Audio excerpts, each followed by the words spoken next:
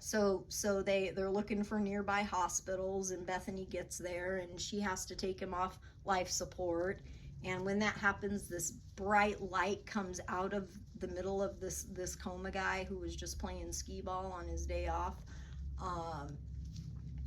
And Bethany collapses and they don't know if she's gonna make it.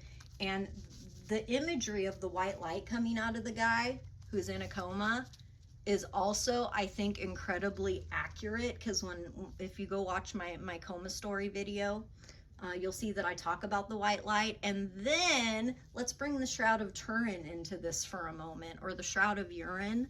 I'm sorry we made so many jokes like that on what we do in the shadows. The echolocation joke was also mine. Sometimes, because after I lost my vision, I had to learn a bunch of visually impaired skills at a blind school.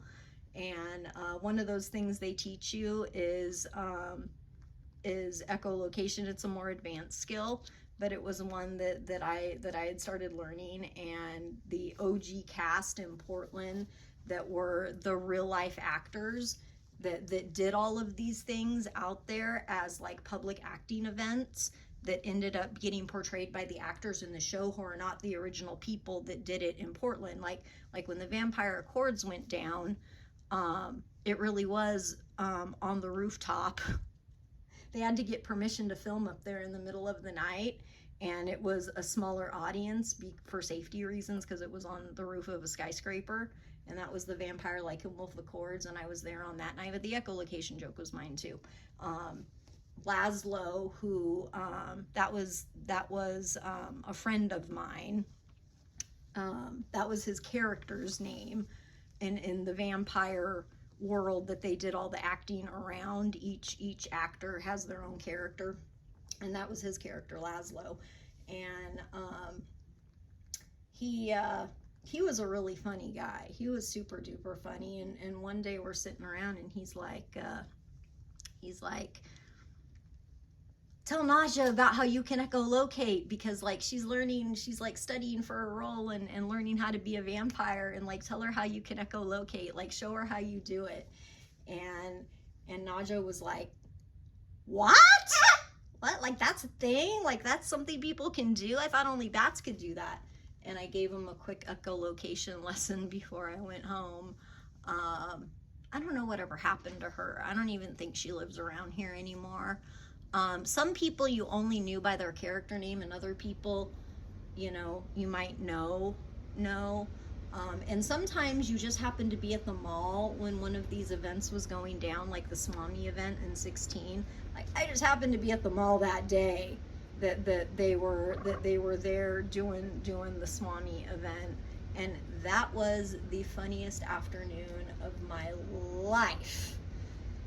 That act was hilarious. They had a stage set up in the mall and everything, and this young actor gets up there trying to portray a Swami, and he actually had zero time to prepare. I think they had to fill in for another show that canceled, and the stage was already set up, the staff was already there, people were already like arriving for the audience, and suddenly the main act couldn't go on, so they called the acting troupe in, and they were like, who can play Swami? And at least that's what I heard happened. And it was so long ago, like we were so young back then. Some of these were just talented teenagers at the time, just very talented kids. Jesse used to do stunts, skateboard stunts, and he's no longer alive, by the way. He died around the age of 14, which is sad, because he was super talented. He could do like extreme stunts too. And so sometimes the acting troupe loved having him on board, because they could get some cool stunts for whatever show they were doing. But anyway, so Bethany's at the hospital. She finds God, and she has to release him from life support. And the white light comes out of him. Now what's interesting is there's theories about how the Shroud of Turin came to be. Like, how did the face get on the shroud? And some people think that when Jesus resurrected, that a bright white light came out of him, and it was enough to transfer the image of his face onto the cloth. And that is one of the theories. There's a whole bunch of theories about the shroud. Like, some people think it might have been ancient photography. Other people are like, maybe the white light came out of him and did that when he resurrected.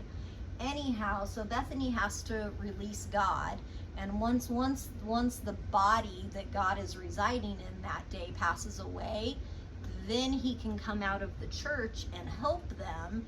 And guess who they cast as God? Like, here I go again, spoiling another thing for people who haven't seen it. But this movie was made in the 90s. I'm assuming most people have seen it. And if you haven't, maybe turn this off.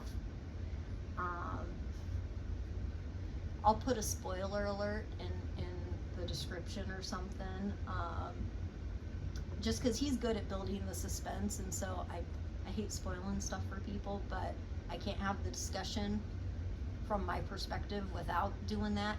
Anyhow, out of the church comes the Metatron, played by Alan Rickman, along with God, who is Alanis Morissette, which was the other most brilliant casting decision in this whole movie.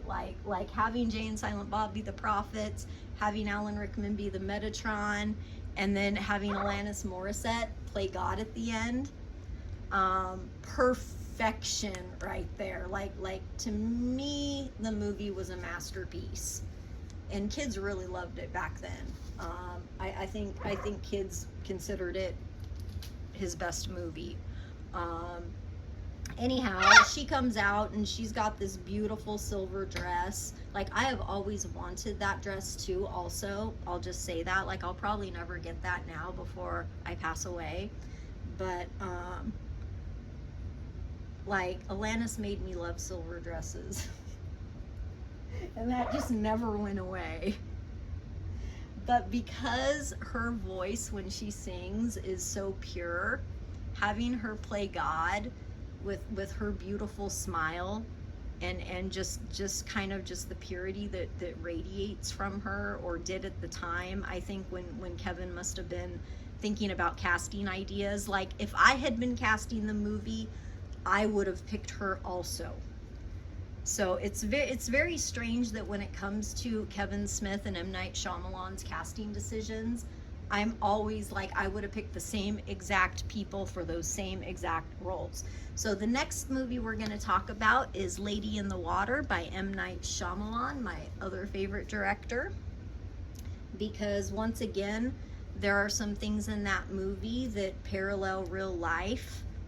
And maybe if the people in this complex had pulled more of a Lady in the Water, where they had to rally around a mermaid type creature that was lost and needed help and needed protecting to save her life, maybe if people had done that with me, I wouldn't be in the situation right now.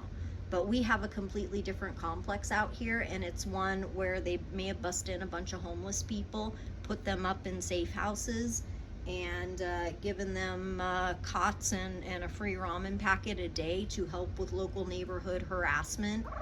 And during that time, we had rashes of mail theft, car break-ins, car theft, home break-ins, like where you would see the white trucks just show up at lunchtime, go into people's houses, load out bags of people's stuff. I think I saw it happen down in Building A.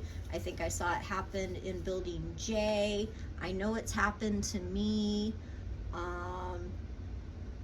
And it seems like there are more of those kind of people in this community than the kind of people that were at the hotel in Lady in the Water. So that's the next movie we're going to talk about. Anyhow, I hope you guys enjoyed the discussion. And uh-oh, when did that happen? Oh well. Darn it. I try to give you guys pretty things to look at. Don't forget to light a candle for people affected by war and natural disasters. If they're affected by anything that could be Book of Revelations, light a candle for them, because none of this should be happening. If people had listened to Kevin Smith back in the day, none of this would be happening. If people had listened to me back in the day, none of this would be happening. If people had listened to Axl, if you haven't seen my GNR opening scene of the Aftershock concert review, go check that out. That's on my channel too. People have been trying. People have been trying. And I'm just at the point now where I just figure this is what everyone wants. Everyone wants their Antichrist, or they wouldn't have sat there allowing all of this to happen for so long. You know, I guess everybody wants a WW3. Otherwise, you would expect to see people out in the streets making their feelings known. You know, the protests that happened over wanting a ceasefire, yay for that. Because, yeah, babies in hospitals, that shouldn't be happening to. You know, we need to get back to a world of more compassion, but I'm wondering if that went out the door in 2020. I watched somebody's video. Remember how I said there's some YouTubers that are doing end times predictions, and they're like adding up things and like calculating numbers and dates and stuff. And this one guy says that the recent eclipse and stuff going on might have been predictors of war, and now look. And he's talking the dissolution by Christmas. That's scary. That's scary. And I don't know why more people aren't concerned. So save copies of this. If I stop posting, or anything happens to me, or it comes out in the papers that I am no longer, I want everybody who saved copies of my videos via the download option to start reposting them on their socials so that my story doesn't go away. Because I'm thinking there might be so much that might be what they want, and they might want this whole thing to continue. Because I don't see people doing enough to try to stop the wars going on. I don't see people doing enough to try to help the homeless or even prevent it in the first place. I don't see people doing the necessary things to keep humanity safe at this point. And it was my understanding that the Holy Family was put here thousands and thousands of years ago as humanity's guides on earth. So if that's the last thing I can do before I'm gone is to be that guide after decades of no one listening to me, you know, these videos will be that, and these videos will be all there is of that. Well, not all there is. I mean, there's a bunch of songs and movies and books and whatnot. Like, I think people have been writing about our family for ages. Even if they don't know us personally, I think they've been writing about us. You know, the Da Vinci Code came out. I'll do that movie review too. The Da Vinci Code came out, and I had hoped at the time that would be everyone's awakening moment, that there might be more to the story behind the start of Christianity. But just the other day, there were people like, Holy Family, what are you talking about? What kind of Holy Family? Like, I thought there was just Jesus. And this was in like a Christian Bible study scenario where this person had no idea that Jesus had a mother, that John the Baptist may have been one of his relatives, that the Lazaruses may have been his relatives, that we're talking one big family. And those same people end up on the boat that arrived in France after the crucifixion with Mary Magdalene, Martha Lazarus, and Mary Salome. And so we're likely descended from one of them. We don't know if there were more people than that. That's who is mentioned most. It's possible that there were more people on the boat. A boat shows up at St. Mary's by the Sea. Well, it's called that now because of us. It was named after us, after we arrived there on a boat with no oars, and they said the boat was magically piloting itself. And then Martha Lazarus goes on to help they, you know, make churches and stuff, and name that town there. And in that town they still have a festival every year celebrating Mary Magdalene's arrival in that little town in southern France. So over there people know this, that this is not new ideas to them. And I had hoped when the Da Vinci Code came out and when Dogma came out that people were ready to accept the idea that there might still be modern day descendants. Now, not all of them might have miracle abilities. I think it varies and it depends. And I put a lot of time and effort into learning for a lot of my life. You know, others go into the clergy and the Catholic Church. Others go into the arts, like my uncle, who, is he an uncle or cousin? I'm not sure. Guy La Liberté of Cirque du Soleil. I'm sure he doesn't want me mentioning him. like this has got to be so embarrassing for everyone else right now. And I don't know him personally. He lives in a different country, so I've never met him. But I did grow up loving circus stuff. I was training as a dancer growing up, so learning circus stuff was super important to me. But you know, other family members are regular Christians, some are Catholic. And within the Catholic Church you have all the Holy Family churches and schools and stuff named after literally the Holy Family. I hear that there is a painting hanging in the Vatican that may have been painted by one of our ancestors. You know, so within our family there's people in all walks of life.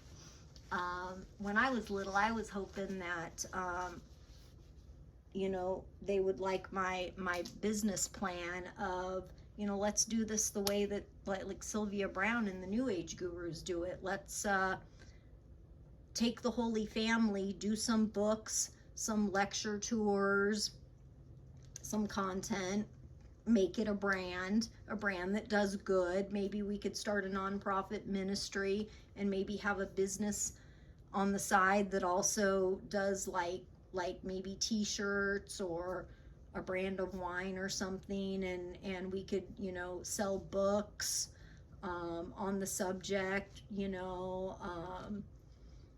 and just kind of get the world up to speed and keep Christianity going in the world. Because, you know, whatever the Holy Family is, the one thing that we can say is the Holy Family and the religion of Christianity has inspired and helped millions and millions of people over the past 2,000 years. And that effect alone cannot be denied. So no matter what, whether you're a Christian or not, our religion has helped millions of people to lead better lives, to be better people. I took that very seriously. I felt that was a really serious thing to have to live up to when I was a little girl. But I think the rest of my family was like, eh. Some of them were raised in Catholic school, and I don't know, maybe some of them developed a grudge against God. I think one did. But they were just with my plan. Now, I was just a little girl when I came up with that, and it seems to have worked for Hay House. Like, that's how all their authors have made a truck ton of money and gotten their livelihoods and lived good quality lives and helped a lot of people. So, you know, but they were just like, with that. But that's what I had wanted to do with my life. You know, and at one point I was thinking about going into seminary, and then I got a lot of flack about women ministers and how that's not so much of a thing yet. And I was like, well, then that needs to change, and maybe the Holy Family can be the ones to do that. Because if Jesus let the women and children study, then clearly his views on women were different. Clearly it wasn't a big deal for him. So I still don't know why there's gender inequality in this world. I still don't know why we haven't had a female president. Other countries can manage a female president. I thought America would be the first. I was hoping to see that within my lifetime, but I guess not. Thank goodness we finally had, you know, an African American president finally. Like, that was long overdue. But like, we're supposed to be the forerunners at this stuff, and we are constantly behind in these things. You know, for America, we should have been first at math and science, but we weren't. We should be the first to be able to stop and prevent war, but we're not, you know. But for the government to let this happen to the Holy Family in one nation under God is also just, it's disgusting to me. It's disgusting to me. I feel like the whole world is just ready to do away with Christianity and accept their Antichrist already. And if that's the case and everyone's cool with it, then I guess that makes me the odd one out for once. You know, instead of being the one in with millions of Christians, you know. Anyhow, light a candle for everyone, say your prayers, and next time we'll talk about Lady in the Water.